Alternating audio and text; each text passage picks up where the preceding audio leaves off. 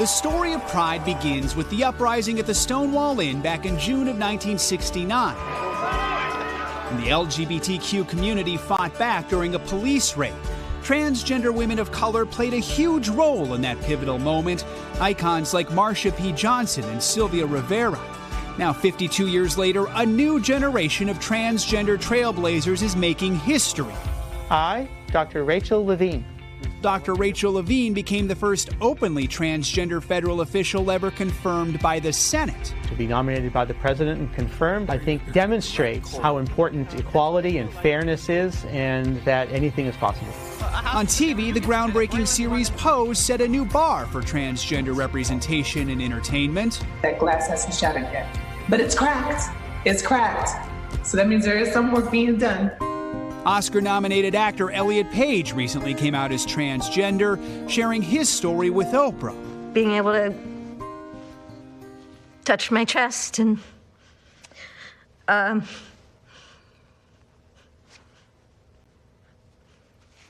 feel comfortable in my body for probably the first time.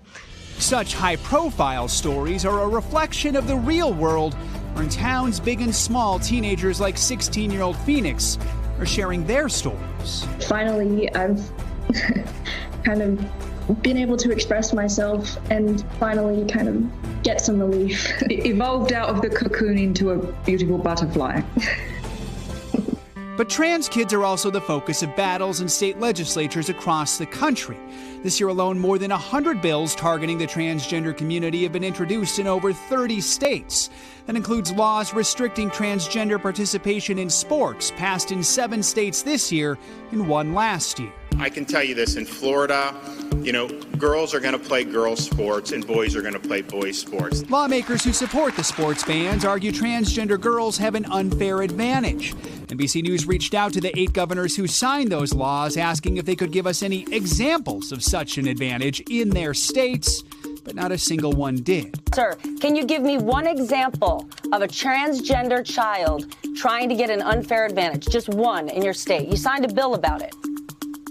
No, I can't really tell you one. Mental health advocates worry the wave of legislation is marginalizing a community that already faces higher rates of depression and anxiety. A recent survey found more than half of transgender and non-binary youth have seriously considered attempting suicide in the past year.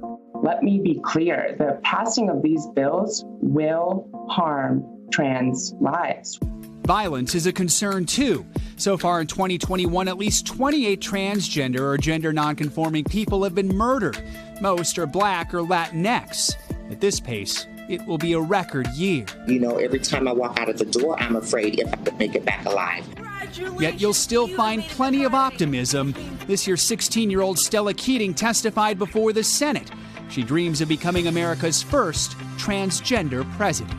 I just want to be treated as a normal kid because I'm not that different. I just have one small little detail about me that's slightly different than the majority of other teens, and that's just that I'm transgender.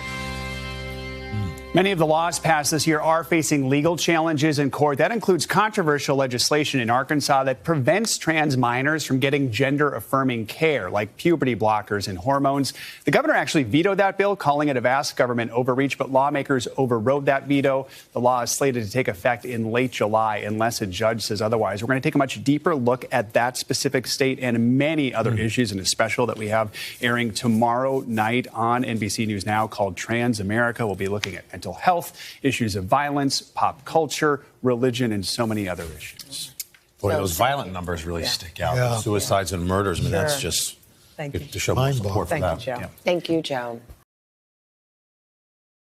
Hey, thanks for watching our YouTube channel. Find your favorite recipes, celebrity interviews, uplifting stories, shop our favorite deals, and so much more with the Today app. Download it now.